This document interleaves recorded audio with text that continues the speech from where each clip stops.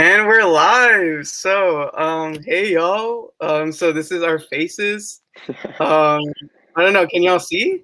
It looks like we have three people watching. All right, let's go. How's it H going, Town. everybody? Yeah. Okay.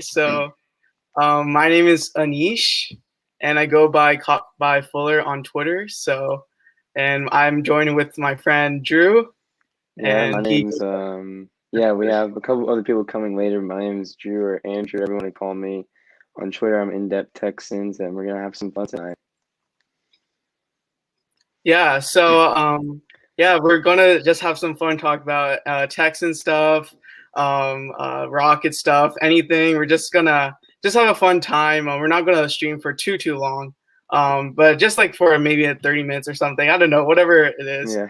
Maybe we'll do like a mock draft kind of thing, and with the viewers and see about that. Oh wow, we have 12 people on the stream. Oh, wow. Yeah, we have some special guests joining us, and it'll be fun. It'll be fun. So this is like a Q&A, like mock draft thing. So if y'all have any questions for us or anything, you go ahead and ask us. Yeah, if you have any questions, put them in the chat and we'll answer all of them. We're here for you guys, and let's just have some fun.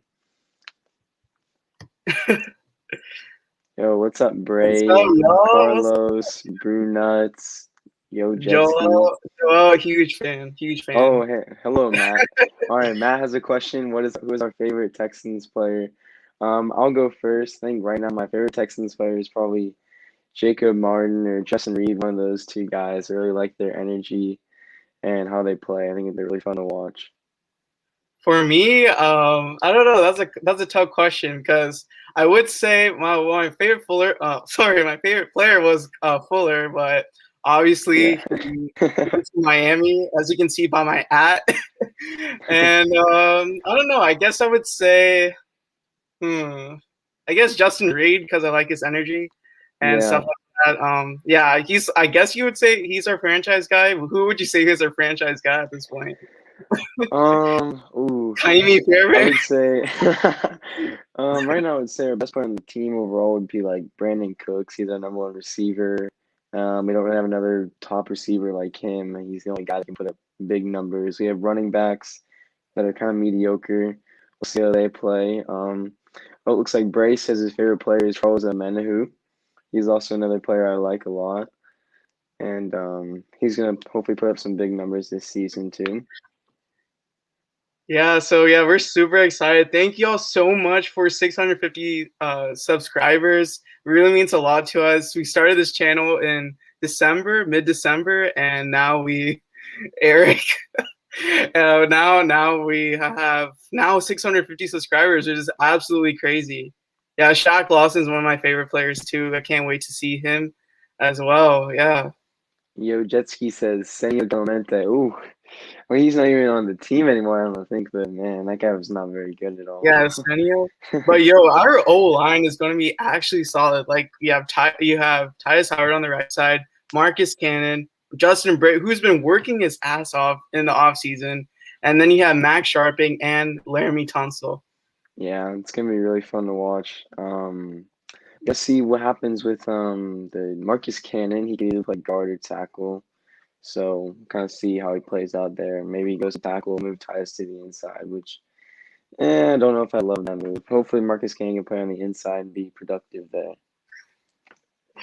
All right. We're going to be joined by guests periodically. So we're going to be adding our good friend Cody Johnson. He goes by FB Lone Star on Twitter. And I'm going to go ahead and add him. Hey, what's up, guys? Hey, so Cody's with us. If y'all don't know, Cody has his own YouTube channel. He goes by the Lone Star Podcast. Is that right, Cody?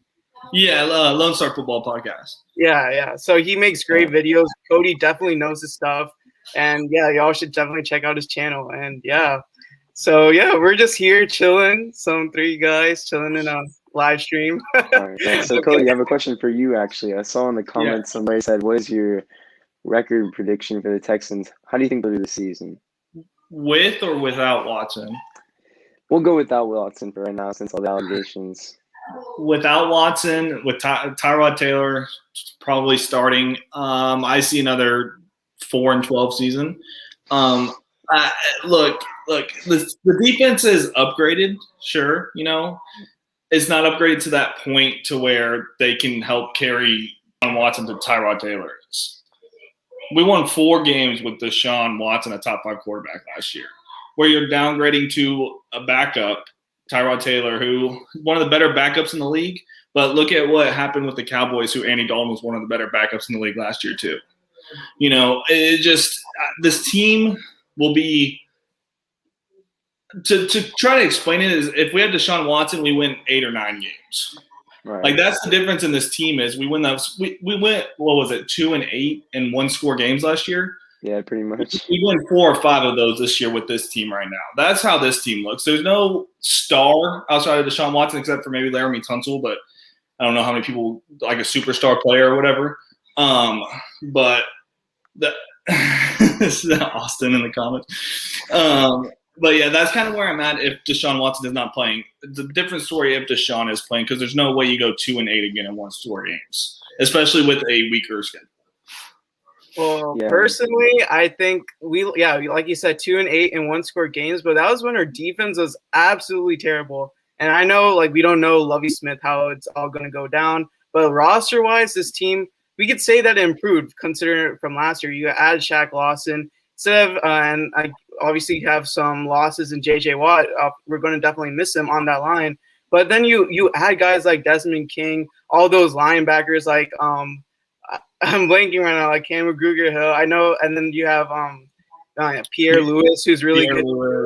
Yeah, and so I definitely think with their defense improved, we can actually like trust our defense to maybe like close out games, maybe not necessarily win them in a sense, but at least hold their own. And I think that Tyrod Taylor, he's been kind of known as some guy who doesn't really turn over the ball too much. So hopefully, like, I think we're going to really focus on a run game. We have that 3-headed monster and David Johnson, Mark Ingram, Philip Lindsay. I'm guessing that Philip Lindsay has the most carries out of all of them, considering he's the best one, in my opinion. And I definitely think that this team could surprise people. Like its ceiling could be pretty high. And I don't know how David Culley is going to do first head coaching gig and all, but you never know, So I'm kind of optimistic, but we'll see. If I could ask a question, what do y'all have the defense ranking this year? I would say their maximum is like top 15. I would expect them to be mid-20s, maybe a little bit above that, something like that. I mean, they're going to be more consistent than last year, but I mean, our defense was like 31st, 32nd in the entire of the NFL. So I mean, it can't get much worse than that, obviously, and we'll take that. Exactly. That's where I. Yeah. Sorry to cut you off, but that's where I sit. That's where I sit too. Is the best it will be is average. Yeah. We'll take the top 20 defense. Yeah, we'll definitely be average. Yeah, I think we'll do better in the turnover category. He cut off. Yeah, all right. So I think what he's trying to say is, I think in the interview, Lovie Smith kind of talked a little bit about turning over the ball and practicing that and preaching that. I think that it's all good. We're just talking a little more about Lovie Smith, and we think that honestly, I think with the more help in the secondary, Desmond King and Terrence Mitchell too, they should also produce more interceptions. There's going to be a more clear scheme fit and kind of fit and do what their job is telling them to do, other than switching around whatever Weaver wanted to do last season. It's going to be a lot more clear cut. This is what you do. If we're going to get turnovers, we're going to bring pressure, and it should be a little more exciting, and it should keep us in closer games, and we can win more games like in the late game situation like you talked about. Oh, for sure. I agree with that. The biggest thing I think is switching from a 3-4 to a 4-3, in my opinion. The 4-3 is a lot easier to run because you have personnel. It's easier to run with how do I phrase this? It's the 3-4 is more complex as a defense. If you can run it, it's better for disguising blitzes and stuff like that. Switching to a 4-3 is more basic in a sense. So getting more players fit a 4-3 than a 3-4. So I think that's going to help us a little bit as well. So just my thoughts on that a little bit. Yeah, so we're actually have one of our contributors to this Clutch City Entertainment YouTube channel. His name is Joel, and I'm gonna let him introduce himself. Let me add him to the stream. How are y'all doing? Again, you guys were talking football. That's not my thing. Again, my name is Joel. You can see on your screen right now. Presley Harden as well. I'm mostly here for Rockets stuff. Again, I watch Rockets basketball, and that's my area of expertise. So what you guys were speaking about, again, not my cup of tea, but again, I talk Houston Rockets basketball here. And I mean, if you watch our post games or our videos on our draft prospects like Jalen Green, Jalen Suggs, Evan Mobley, that was all made by me. And again, I mean, it's been a real blessing to be here with you guys. Yeah, we're just chilling, just talking about Texans right now. But maybe we can do like a quick like a mock draft for Texans, and then we can do like a draft simulation for the Rockets, see how that goes. I don't know. Hopefully we land that top 4 pick, but you never know. I'm gonna have to bribe Mark Tatum or something. Absolutely. But yeah. All right. Yeah, if you have any questions about the Rockets, make sure to drop them in the comment section right here. And it looks like some people already want some mock drafts in the chat, so let's go ahead and maybe start one of those mock drafts for the people. All right. So do y'all like the Trade Draft Network, or sorry, the Draft Network or the Pro Football Focus? If you're talking to me, I like the Draft Network the best. I think it was closer than the other sites in terms of last year where guys went. Like they started with Brandon Ayuk in the late second last year, and he went up boards into the mid first, and that's where he ended up going. So for me, I think the Draft Network's the best site. Yeah, that works for me. Yeah, okay, yeah. I personally think the Draft Network is the most how do you say, like, accurate to how like the draft will fall. I think PFF, they're on and off sometimes, so definitely. Oh yeah. Yeah. I had a big problem with them last time. I think they did a mock draft and they had like Najee Harris going 56 to us or whatever, and that was really weird. And like that at all. Yeah, I know. We had some crazy falls the last time. So yeah, let me go ahead and pull up the website. As always, someone saying, "Oh, your mother." Okay. Okay, so pulling up the draft.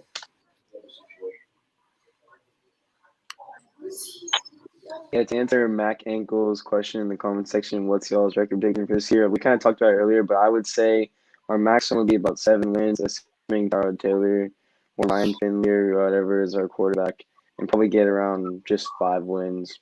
That's what I would expect. Nothing too much. Yeah. And I definitely doubt that Watson is traded at this point, given everything surrounding him. And yeah, it just doesn't seem like it will happen. And speaking of mock drafts, we're actually joined by our good friend Harley from the lead. And I'm going to let him introduce himself. Let me see if I can add him. Hey, Harley, what's up? Oh, hey, there we go. What's going on, guys? Hey, it's good. What's up? Yeah, I just what is it? just gonna posted quickly about a few hours ago. Yeah. Mock draft. I heard you right now. So yeah, just posted a mock draft. Y'all could always follow me on the lead _HOU on Twitter. Also on the lead on YouTube. So yeah, check me out. All Houston Sports.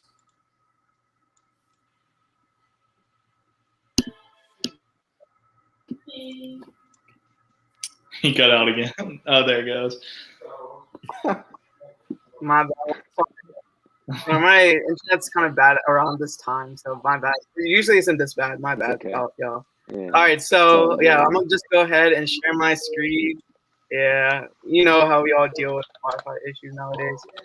Yo, boys, what the fuck did Howard do? I don't know what you're talking about, Matt. But for Miguel, how many wins with Watson? I can definitely say at least 9 or 10 wins with Watson. He can play with anybody, to be honest, as we saw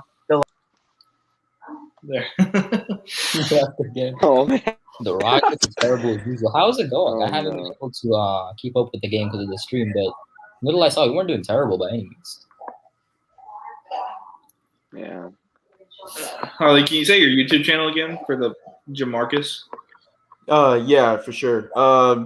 Yeah, basically you can find me on the lead on YouTube. I do all Houston sports, Astros, Rockets, Texans. Try to upload about every other day or so. So yeah. Yeah, definitely check out Yes. my boy Harley. He makes great videos too, consistent guy. And he makes great montages. Like he made a montage that made me cry with the Rockets. Yes. That Bro, really did from make me cry. 2017 Oh to my 2018. god. Yeah, that really hit Yeah, deep. that was. All right, that okay, was so Try my good. best, man. Try my best. all right, so I'm just gonna share my screen. All right, let's see.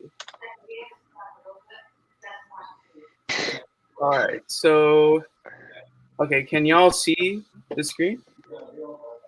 Not Yes. right. Oh yes, I can. All right, There you cool. Okay, so obviously we're gonna be selecting the Texans, and we're gonna do 7 rounds and pick speed fast, just so this goes fast, and then manual, of course. So yeah, let's get started. Okay, so obviously Trevor Lawrence goes 1, Zach Wilson, Justin Fields. See, like 4 quarterbacks in a row, that's definitely possible in this draft.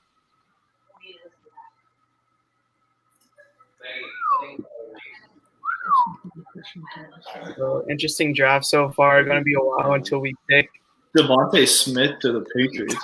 You saw that We too. got Matt Yeah. Jones Yeah. to the Broncos. Yikes.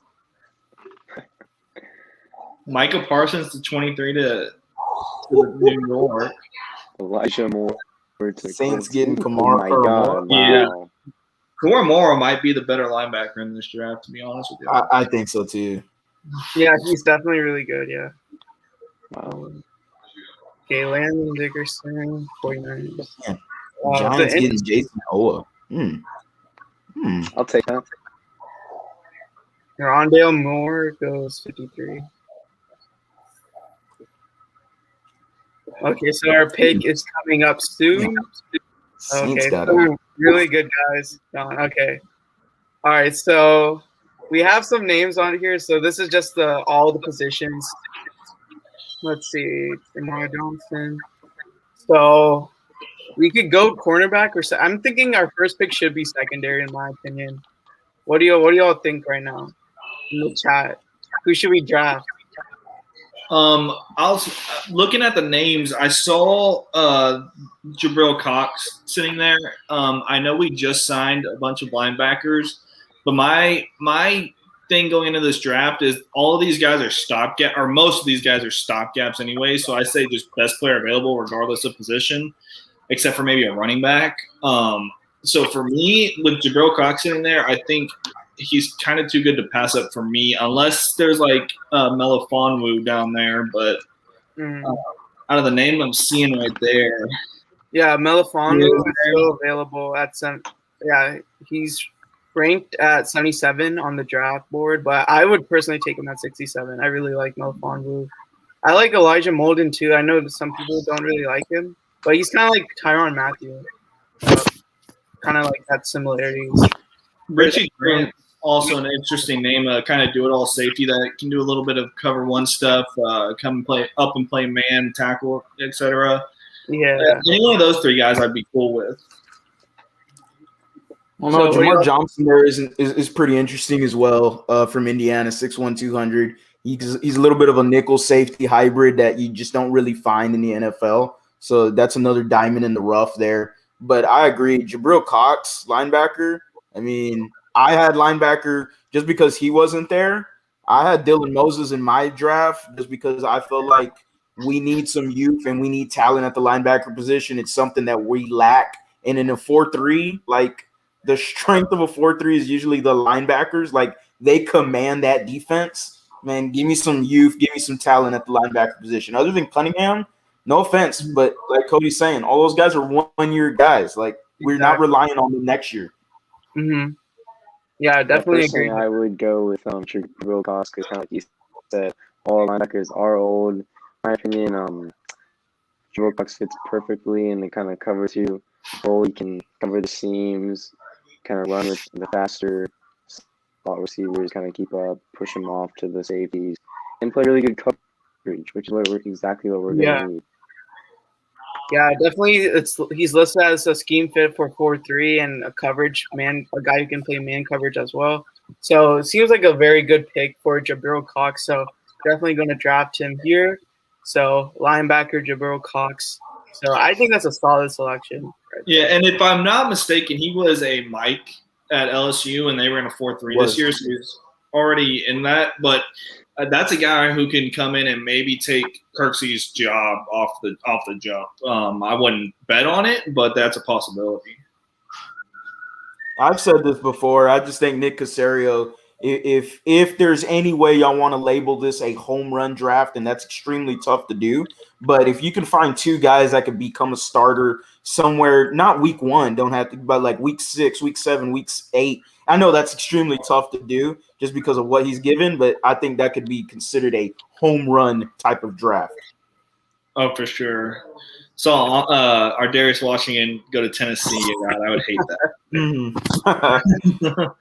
Wow. You still have some great players left still. I know Deontay Brown. Yeah, some people like drafted him like 2 months ago, like at 67, but I don't know why he fell so far. I think he's kind of one-dimensional. He's really only going to be a guard. And you know, the better of the two, he had Landon Dickerson next to him. So there's that, but that's I don't know. It's just maybe other guys have found out about some of these other linemen that propped them up and Deontay Brown down. But yeah, for sure, he was definitely like a consensus third-round pick like last month. Yeah. Ooh, man. I also think Jalen Twyman here too might be a good pick. I'm a huge fan of Twyman. Huge fan. Twyman, 10.5 sacks, 41 tackles, 12.5 tackles for a loss. Like, the level of pass rush there is absolutely awesome from him. His run defense is something that he needs to improve on, and I think that's more so himself. I don't know. It's kind of weird looking at him and just like he has the ability to be a good run defender, but it feels like he just focuses on pass rushing itself, and that sounds more of an opinion than a fact, but that's what I'm seeing on film. And he wants to be somebody like Aaron Donald. That's why he went to Pittsburgh. So he has a ton of potential. He sat out in 2020, so that's why he doesn't have no stats there. But he's nasty. He is nasty. Yeah, I also saw Marvin Wilson down there a little bit too. Yeah. Who can do both techniques. I think Tywin's more of a 3-technique pocket pusher type of guy, like you just said. Not necessarily for the run game or big enough to play the 1-tech. Wilson's a guy that can do both, but if they land Tywin or Wilson, or even I saw Andre Cisco up there a little bit, that those 3 guys I'd be pretty happy with. Was the defensive end from Pittsburgh on the board? Jones or Weaver? Patrick Jones. Patrick Jones. Yeah, Weaver's available. He's down there. Type in Jones. Yeah, Patrick. Yeah. Okay, that's another guy I'd like. Pittsburgh's got some nasty guys. Yeah. But if we want to go Tywin, or I think if you're going off need, the interior is a little bit more of a need than the edge as of right now. But that's another guy I'd be happy with as well. I'm cool with Tywin or Twyman. Yes, there we go. Or Marvin Wilson there. Yeah, I think Twyman is good. It's listed that his like size is one of the question marks, but it seems like he has good mobility and everything. And that's 40 reps. Yeah, 40 reps on the bar, man. 40 reps. Yeah. I definitely like Twyman here. What does the stream say? Oh, okay. Wait, I think I need to add Drew back. My bad. Okay. Patrick is in the chat. Thank you. Hey, Cody, I heard Deanda is great. For you. I don't want to acknowledge that. Everyone's a troll in here, except like a few people. It makes it very entertaining, yeah. All right, so I think we should go with Twyman. I think personally he's one of the better picks available. We could go, if we really wanted to. I feel like if we were in desperate a QB, we could have gone Kyle Trask, but I don't know. Ooh, no, I don't like him as a prospect. I don't think you have to take a quarterback this year. Yeah, don't I think know. so I'm either. just saying, like, if you think Deshaun Watson Right. is really up in the air, and you really want a guy who does have some potential, you could go Kyle Trask. But I really doubt that they go QB here, to be Yeah, I honest. mean, like when you have Tyrod Taylor, you might as well just go with it. Give him a shot. Yeah, definitely. So yeah, we'll just go Twyman here since he's like ranked higher, like best pick available for our needs. So let's go ahead and draft Twyman. I really like that pick right there. And so far we got Jabril Cox and Twyman. I think that's a solid draft so far. And yeah. Cowboys get Cisco. Hey, Cowboy fan Cody. Cisco. I knew you Yeah, were that's gonna all say pick for them to So do. he's a closeted Cowboy fan for sure. The coach got Marvin Wilson. that. Man. Oh, That's that dirty little rotation there. yeah. Patrick Jones is still available. Ooh. If he's He's sitting there good. in the fifth, I don't think there's any. We get 2 Pittsburgh guys back to back. Oh wow. Okay, so we could get Patrick Jones right here. Man. See, go down a little bit. Let me see who else is there real quick. I really wanted to address the secondary like early, but we're getting some guys who are falling than usual. So Yeah, there's like it's like you can't pass up on these guys because they're there's just. also Stearns. I really like Stearns too. We also have another 5th round pick. Yeah, we could pick him at 158, so that is a possibility. So hopefully Stearns is available in 11 picks. So we go Patrick Jones here, and Cameron then Tampa too, though. yeah. Ooh, man. Yeah, Patrick Jesus. Jones fits their scheme, so he's like kind of Tough fade, man. I mean, I've seen. Do y'all know who Brett Coleman is? yeah. Who Harley does. He's literally compared to a little bit lesser version of Jadeveon Clowney that actually gets to the quarterback that finishes the sack or whatever. So if you grab that guy in the 5th, the only reason he's in the 5th is because he's one-dimensional. He's a 4-3 end, and that's about it. And this class is kind of – it's not top-heavy, but it's kind of deep. How it is kind of with the safeties. So that's why he's in the 5th, but that's a steal at this pick right here. Sorry, my Wi-Fi cut out a bit. You were talking about Cameron Sample or who? Patrick? No, Patrick Jones. Yeah. Oh, okay. Yeah, Patrick. That would be a good pick. Yeah, definitely. So we get 2 Pittsburgh guys back to back. I think definitely that's like chemistry-wise, that'll be cool. So yeah, Patrick Jones right here. Hopefully Stearns is still available. I'm like hoping. Okay, looks like. Okay, he's still there. Okay, yeah, I think we got him. Okay. So we have Stearns available at 158. There's also some other safeties that are apparently ranked higher than him. So who do y'all think right now? I definitely like Caden Stearns over what's the other safety we got there? Bledsoe or LeCount. Yeah, I definitely prefer Stearns over them. You know, Harley's the semi-Texas fan. What are your thoughts on Stearns? Look, Caden Stearns, he could play split zone if he's needed to, but he's more better in a cover 1 situation. But I mean, he's a little bit he could fit the scheme. Like he has some scheme versatility there. Really good tackler, I will say that. But something about his footwork for me that really lacks whenever once the ball goes over his head, he starts panicking a little bit. Like the footwork for me needs to improve. I could definitely see him being a scheme fit though for the Texans. Kerry Vincent, hometown boy from Houston, the guy that could play corner and safety. He's short, but he's really quick. He could fit the scheme here too. But to start off, he would probably be like a nickel corner, and you kind of need some outside guys. I haven't watched a whole lot of either guys, so I'm gonna let y'all pick on this one. Okay, some people in the chat have been saying Kerry Vincent. Someone said Rashard Weaver. I think we could hold off on edge right now. The whole Pittsburgh D line. Here we go. Yeah, the whole Pittsburgh D line. Houston Panthers. Okay, someone in the chat asked their grades on Nick Cassera. We can just answer that right now. So far, I think he's been amazing, but I mean, he's made the best out of this situation. couldn't have asked for any better, really. Yeah, I think I don't have necessarily grade. I guess maybe a B plus. The situation he was handed, kind of pretty shitty one, to say the least. And the fact he went out and got scheme fits for this team, better than what we could say for last year, because I didn't think anyone was a fit. But I like what he's done so far, considering the situation. Yeah, I would definitely give him, in my opinion, would probably say a B plus. Kind of like you said, he got the players we need. He's kind of building it to where the draft can be a best player available draft. We got the players we need in certain positions, and we can kind of choose the talent because we need talent because we only have our first picks in the third round. We don't have a first round pick. We don't have a second round pick because of trades made by Bill O'Brien and other people like Josh Easterby or whatever.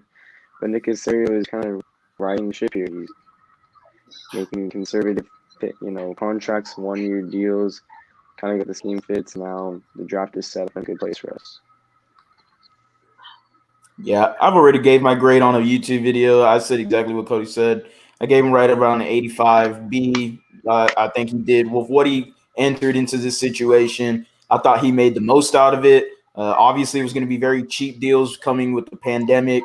I thought he did amazing work. He still grabbed guys that were Pro Bowlers. He got a guy in an All-Pro in Desmond King. You got Philip Lindsay. So you got guys that are playmakers on both sides of the ball. And find a better quarterback. Yeah. Yeah, but overall, scheme fits, everything. I thought he did an amazing job of what he's been handed. We got a question for you, Cody. I think he's overrated. Like, just to put it like that. Harley knows where I'm about to go. I think he sucks in the run game. For one, I think he's a solid pass rusher, especially as a 3-tech. He's as a 4-3 end, so I don't know how he's going to translate to that. 10 sacks is a tall order there, Bray. If he gets it, great. I have a hard time seeing that there. I don't think he's a rotational guy. I think he's a situational pass rusher at best. He's been like that since Texas. He's always been a guy that had the ability to get to the quarterback, and he's never been the guy that can stop the run. And me and Cody have seen that, and he replied very handsomely, Charles Omenihu, and decided to call me a goof, by the way. And so, he was really eating up them blocks. So that's what he said. Where the line got double team. I mean, even with this year, I can't see 10 sacks, even if he has a good year, because of the rotational pass rush that you should have with the Texans. Like, if he has a really good year, then he should probably get maybe 7 sacks. And even, that's about right if he's going to have a really good year. 10 sacks? Woo-wee. I know, right? All right, so we have our good guy, Carlos, asking us, what do you think Chris Conley's stats will be? I think he can be a solid. I know Cody isn't too high. Oh, yeah, I think Drew isn't too high on Chris Conley, but I think Chris Conley could be a solid wide receiver too for us. I mean, he does have the measurables for sure. So like HTX Enric said, around 700 yards and 4 touchdowns. I think something around that is pretty reasonable. So in my opinion, he does have the measurables. You're right. He's 6'3", above 200 pounds. He's on a 4'3" something. So he has the talent, you would think, but I really haven't seen much production from him wherever he went. I know people say he was loaded on Chiefs roster receivers that they had, but I don't see any production from him. I think maybe you say he gets maximum of 500 receiving yards, 3-4 touchdowns will be realistic, I guess, because he's going to be starting. Hopefully he's not really starting because, I prefer other guys, younger guys like Butler. And Jamarcus, you said that we might cut Conley. I highly doubt that. I mean, I don't know. I don't see it happening. He's definitely going to beat some guys. Like, he's definitely better than Kiki QT or Dante Moncrief or Isaiah Coulter for sure. So, yeah, I don't think we're going to cut him, though. It's not a real possibility. It's just on the outside. It depends on the young guys at that point. Oh, Gary on Conley. My bad. Okay. Yeah, he's already apparently on the free roster. agent. yeah, he's a free agency. Okay, yeah. My bad, misunderstanding there. Okay, so we have a question from Mac Ankles. If Deshaun isn't on the team, who do you guys think is our face of the franchise?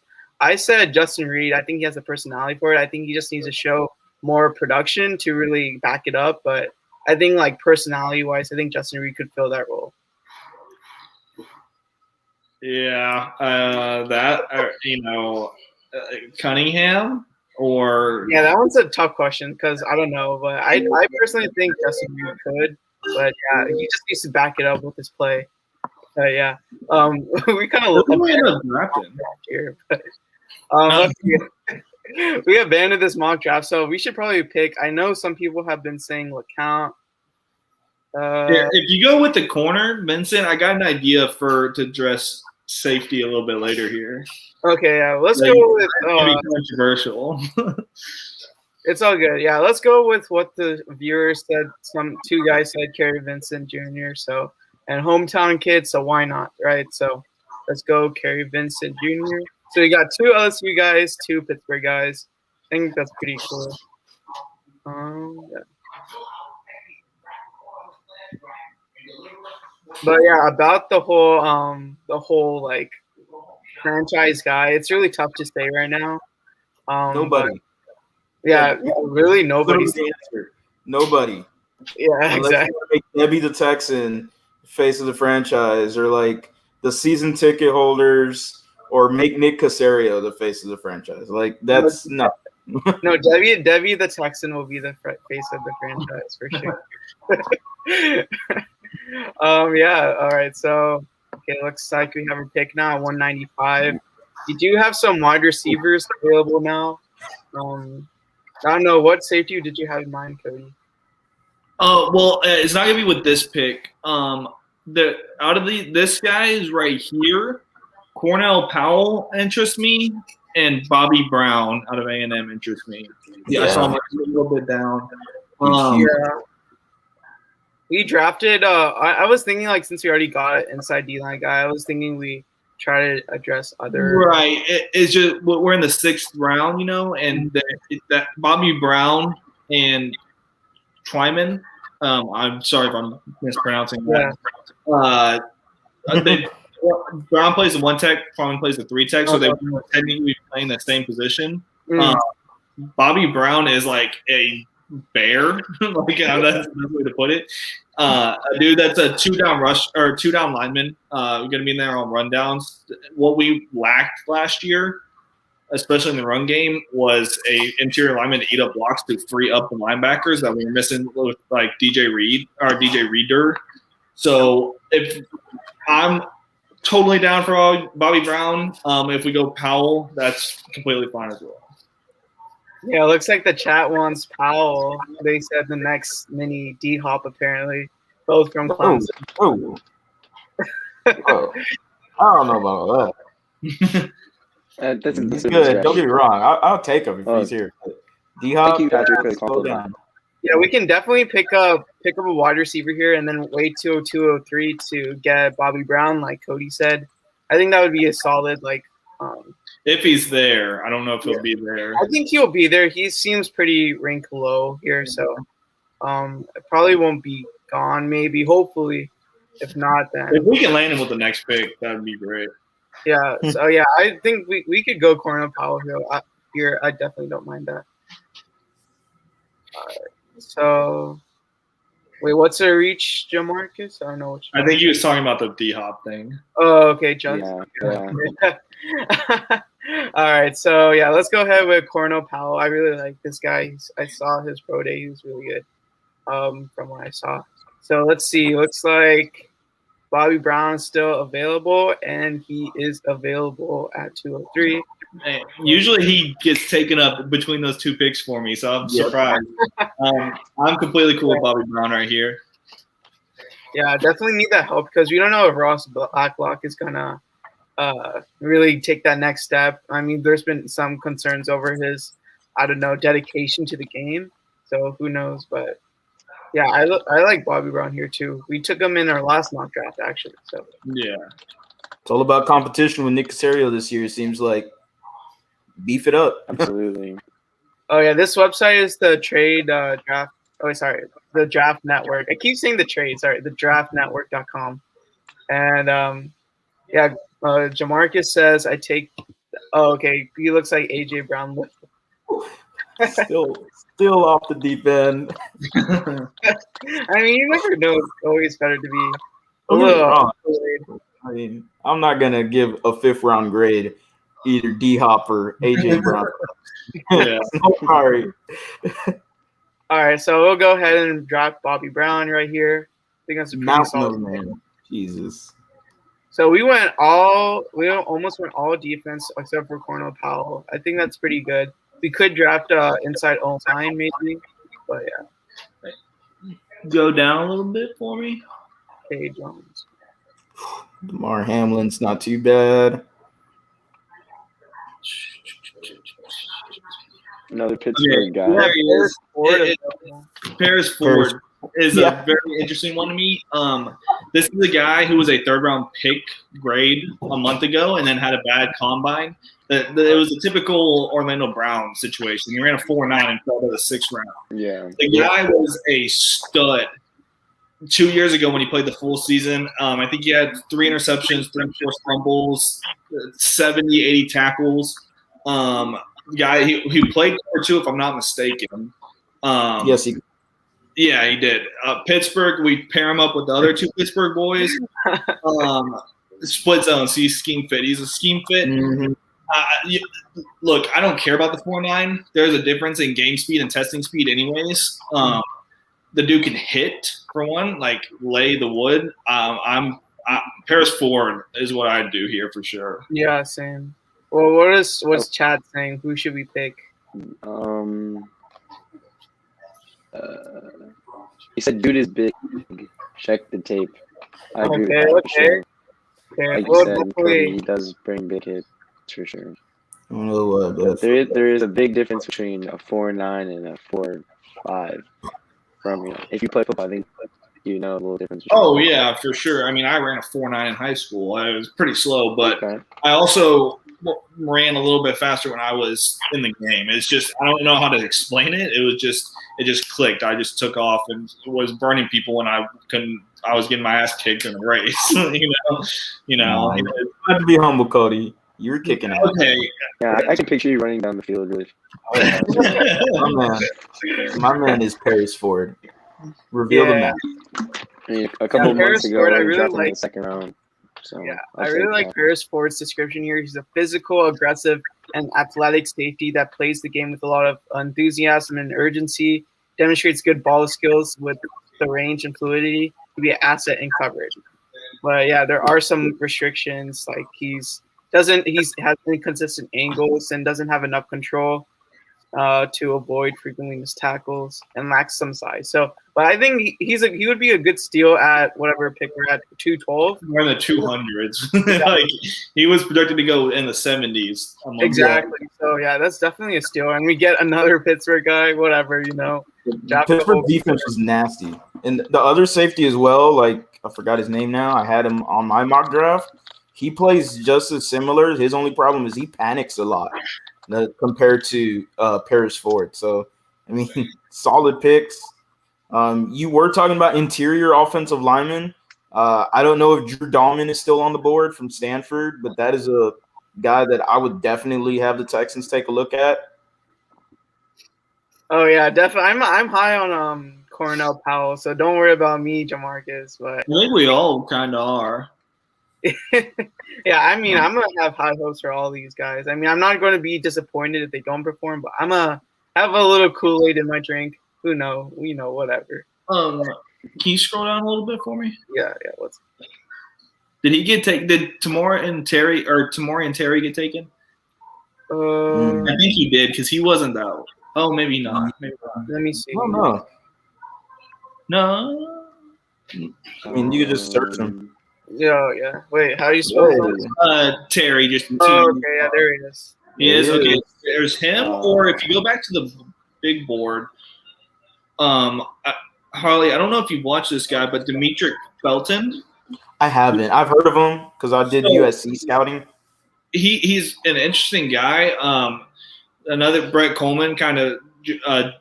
I found out about him from his show. He's a gem. He's actually played running back for them, and he came. He's kind of small, but he came. He went to the Senior Bowl. He played running back all season. Went to the Senior Bowl as a wide receiver and was just killing dudes and routes. You know, I know the Senior Bowl one-on-ones it's favored to wide receivers, but a guy who hasn't practiced as a wide receiver for 3 years coming out and killing corners is pretty interesting. Him or Tamori and Terry. Terry's 6'4", blazing speed. His problem was injuries, right? Yeah. If I'm not mistaken, it was injuries. Yeah, that's why he didn't see the field that much.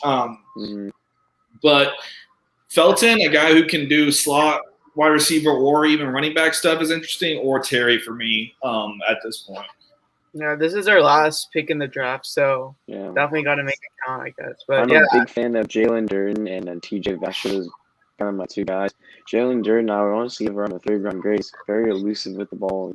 You just want to find ways to give him the ball, throw a little drag route, throw a little screen, pass to him. He can be a very good deep threat too. He's a little short, 5'9", as you can see right there, but kind of more he develops, the more he gets a feel for the NFL game. I think he'd be a really good gadget player, kind of like you said about Felton there. So you really can't go wrong there. And then TJ Vasher, he's 6'6". I drafted him in a previous mock draft, and I talked to him about it in another video I did last week. You should check that one out. But he's another deep threat. He's got very good speed for his size. He's got work on his route running a bit, but he's got really strong hands. He can kind of go for the ball at a really good catch point, get over those defensive backs. Another interesting guy I saw was Dax Milline. Could you click on him and tell me what his height is? 6 foot out of BYU. He was a literal 0-star recruit coming out of high school, and he was a 1,000-yard receiver last year. Of course, he had Zach Wilson throwing the ball and a very good offensive scheme, but that's also an interesting pick for me. There's also Jared Patterson available. I don't know if some people are high on him. Do love me some Jared Patterson.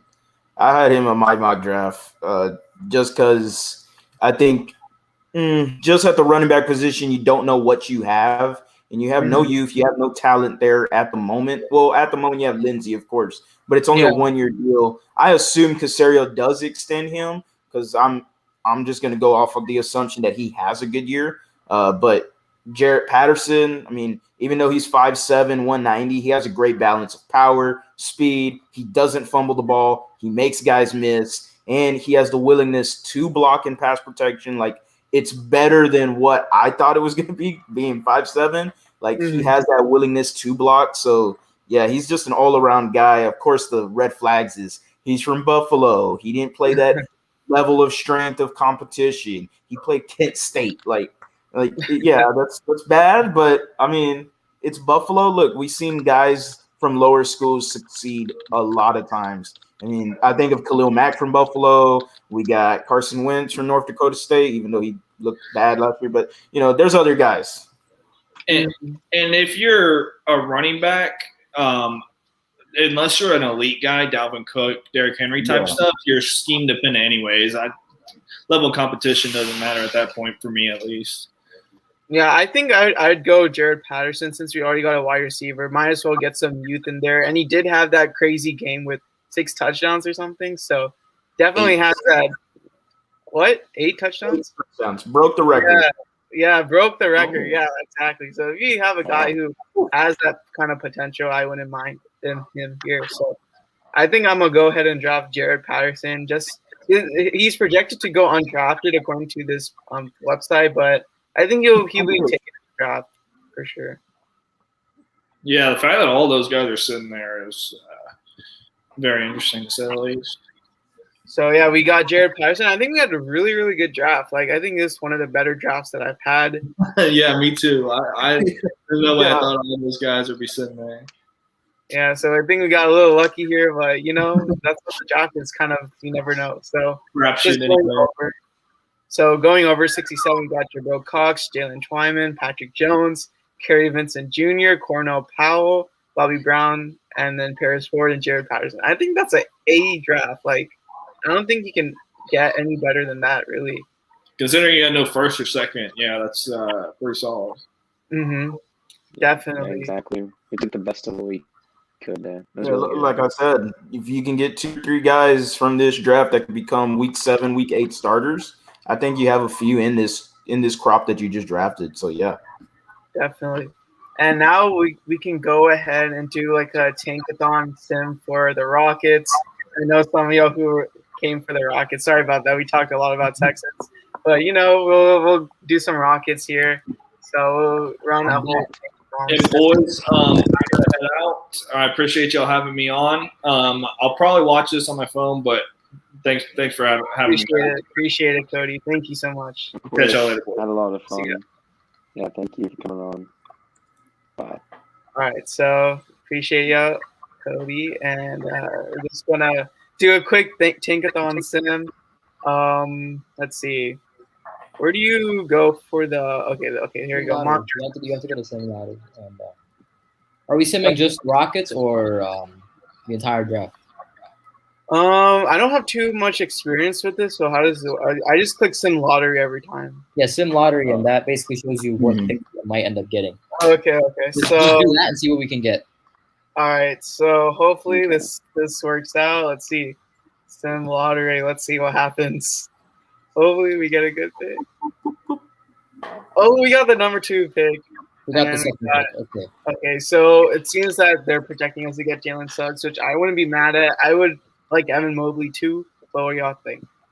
I think I'd probably rather have Jalen Suggs. I mean, we made a video on both Suggs and Mobley, but I personally think that Suggs is better because we have a lot of really good front court guys. I mean, we already have Christian Wood as our sort of centerpiece in that front court. I think it would be better to give Kevin Porter Jr. A backcourt partner, and then you'd have like this dynamic duo in the backcourt, what could end up being the best backcourt in the NBA in a couple years from now. I'm going best player Yeah, I available. kind of agree with you there. All right. Yeah, definitely. sure. Cool about that. Yeah. I'm I going think best there's player available. NBA's positionless, man. So Yeah. best player available. Go with what you got. If whatever your highest grade is on, if it's Mobley or Suggs, if it's Jalen Green or Jonathan Kuminga, just go with your best player available. Yeah. And meanwhile, the Rockets are currently losing to the Indiana Pacers, 82-65. So they're really helping us achieve the dream of getting a top 4 pick, hopefully. But yeah, so some quick stats for y'all. So far, Christian Wood has 19 points in 21 minutes. That's really good. I mean, he's kind of coming back from that injury. Kelly Olynyk still having a great outing with the Rockets, 12 points, 4 rebounds. Kevin Porter Jr. only has 6 points. John Wall has 16 points, 6 assists, and 2 rebounds in 21 minutes. And Jay Shanti has 7 minutes, so pretty solid. And It is what it again, is. another thing where like a lot of people talking about Karis LeVert and how the Rockets didn't trade for him. I think that this might be one of those days where a lot of people might feel like, oh man, we didn't trade for Karis LeVert. Now, do I have any regrets about us not trading for him? No. I think us not trading for Karis LeVert was the better idea. But again, I do feel like this is one of those games, since we are getting blown out by the Indiana Pacers. This is one of those games where a lot of people might be like, man, we could have had Karis LeVert, but I'm not in that camp. I am very trusting of the move that we made by trading away Karis LeVert. Oh, I'm definitely in the other side of that, but I really wish we had Karis LeVert. I always thought he was a really good scorer. Can put up 18, 17 a game on any given day, in my opinion. I thought that would be really nice to have him. I was a little disappointed when we kind of, went away from that. Honestly, for Karis LeVert, so I was already on the Gen Z Rockets podcast earlier today. I was talking to Nima, and we mentioned this already, and we talked about that the Twitter fingers are going to run wild because Karis LeVert, you watch, is going to have a really good game. And, so overall, the Rockets chose.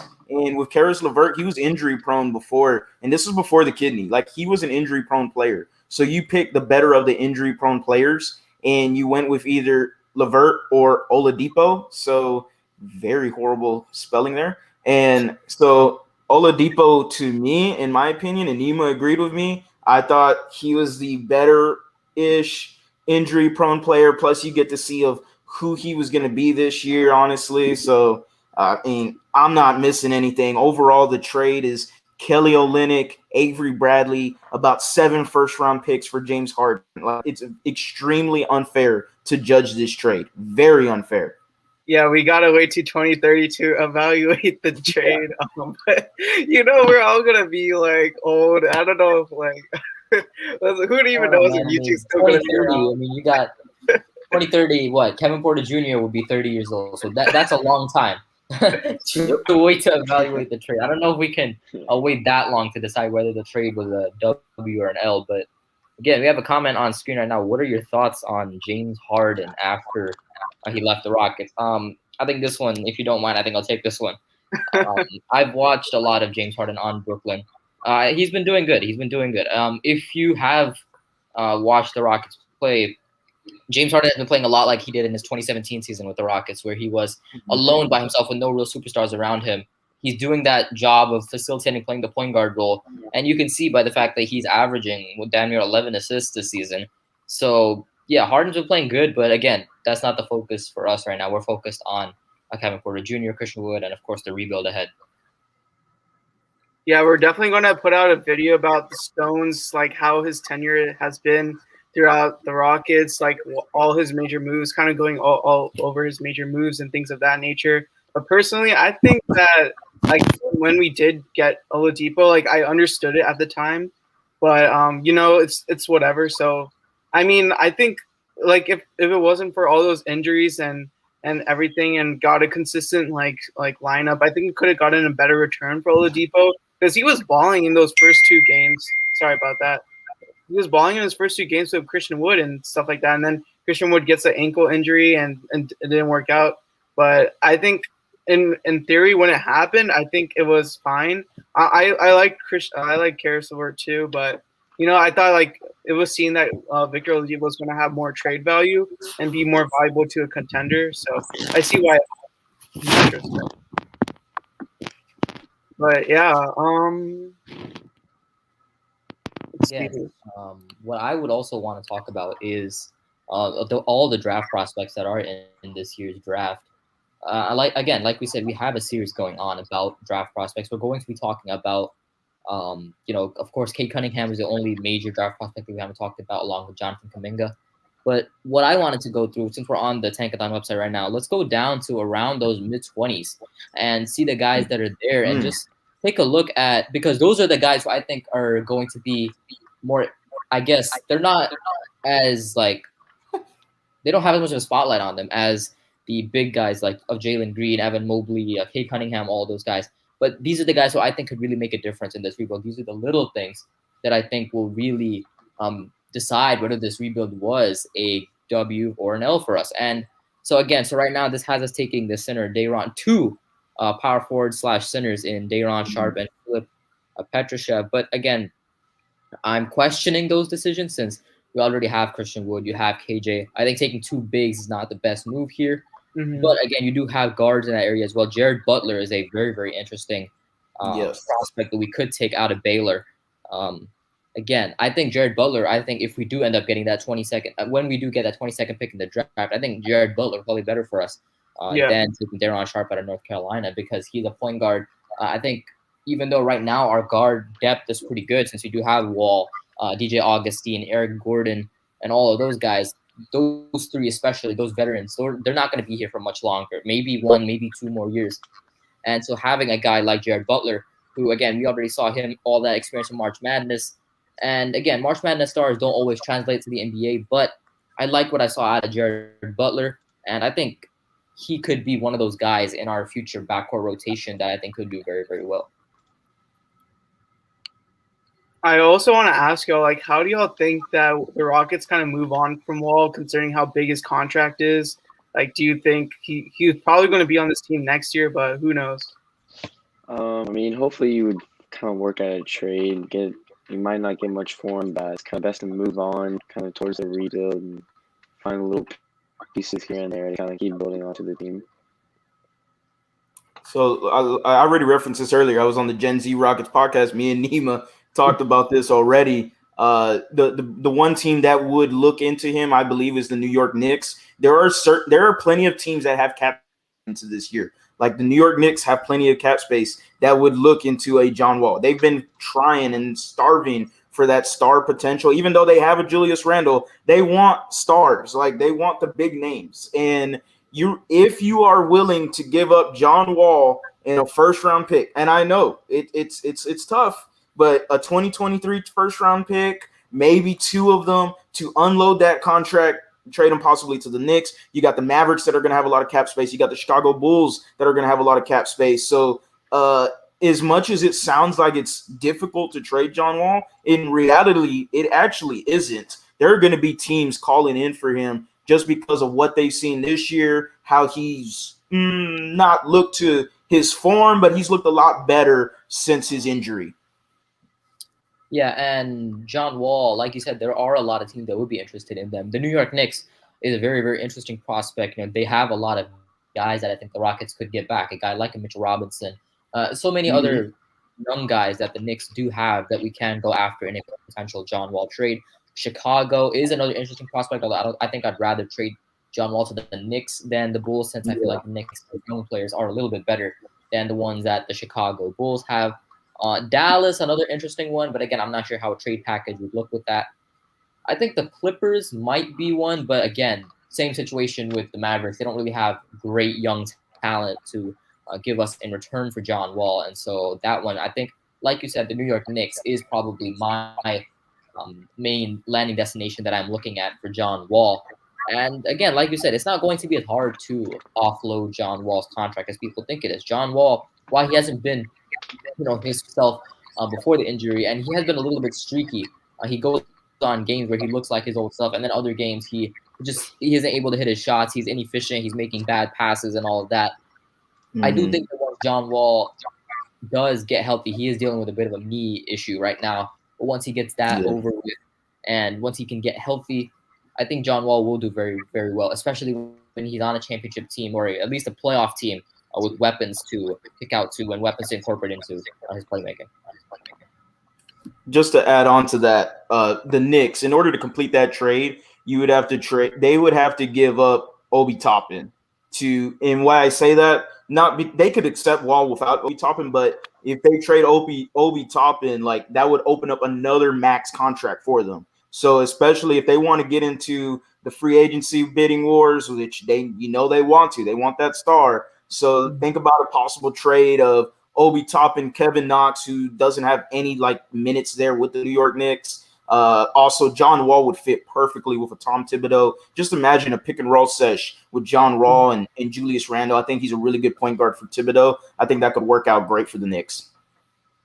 Yeah, that's a pretty interesting trade. I never considered the Knicks as a potential target, but yeah, that definitely makes some sense. And I definitely think if we do get a top 4 pick, this team, as bad as we are now, we definitely could be a play-in team at least. I mean, you have like development with KPJ, and you have some top 4 talent in either Cade Cunningham, Suggs, Mobley, and then you have Tate and whatnot. I think this team could be a playoff team next year. Yeah, of course, and it all depends, I think, on free agency. You have pieces. You have Kevin Porter Jr., who we all know he's probably going to take a big stride next season. You have Christian Wood, who he's only getting better season after season, and all the other pieces surrounding them. I think if you can get a splash in free agency or in the trade market, I think this team can be a playoff team next season, and that's what the goal has been. Rafael Stone himself saying that he wants to make this rebuild a short one. He doesn't want this to be a very long rebuild by any means. He wants to quickly turn us around into a position where we can be competing again.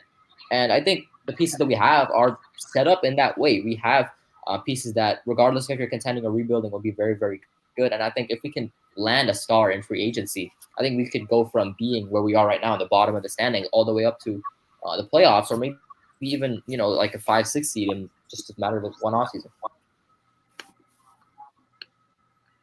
Yeah, I definitely think that Rafael Stone, because he said that this might be a quick rebuild, he might be willing to part with those first round picks that we have. So I mean, it's definitely possible. And then free agency, we do have that max block because Victor Oladipo did get traded. So that also is another possibility. And so for the last question of the streams, I know it has been pretty long and it's been an hour stream, so we're just gonna wrap it up here.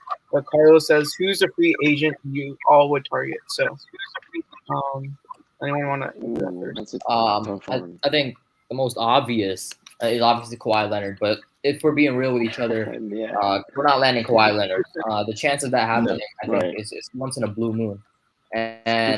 But looking at some more realistic free agents that we could target right now, I'm looking at a list of free agents. There are some. Obviously, there is John Collins. I think John Collins is probably the top target for us, since even though he is restricted. I think if we do give a bag to John Collins, I don't think that Atlanta will match. And Atlanta, if they do end up trying to keep John Collins, it'll be an overpay. And I don't think that they will be looking to do that. I think if we do throw a bag at John Collins, even if it isn't overpaid, I think since we do have a good bit of cap space, especially if we trade John Wall, I think bringing in John Collins would be my number one priority. Other potential signings that we could look at, I think bringing back Kelly Olynyk should be something that we do as well. And Kelly Olynyk hasn't been the best for us by any means, but he's been very, very good for us. And I would really want to bring Kelly Olynyk back onto this team.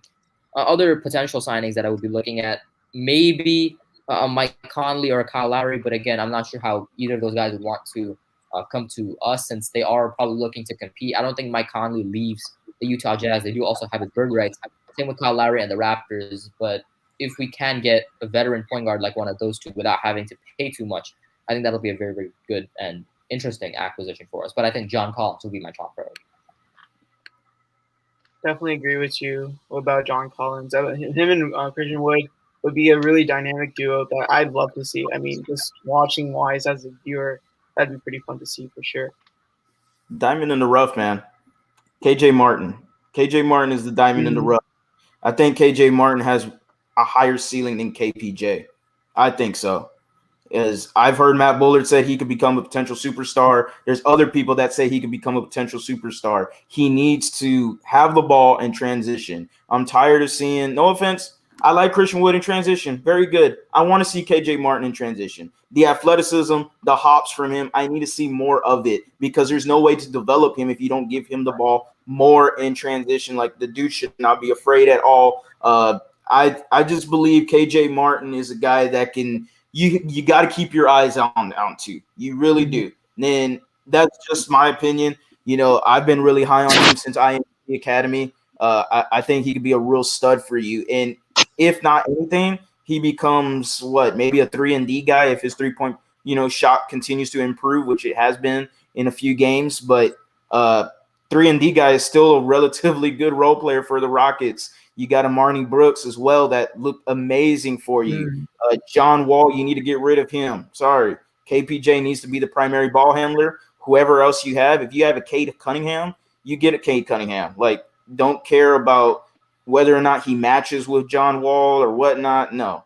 And in terms of free agency, I don't think they go after much. Like, I really don't. You have a 3-year window right now with Christian Wood's contract. This team is built around Christian Wood's contract. Like, they're going to re-sign Kelly Olynyk. I feel like maybe a 2-year, $24 million deal is probably what they're looking at, $12 million a year.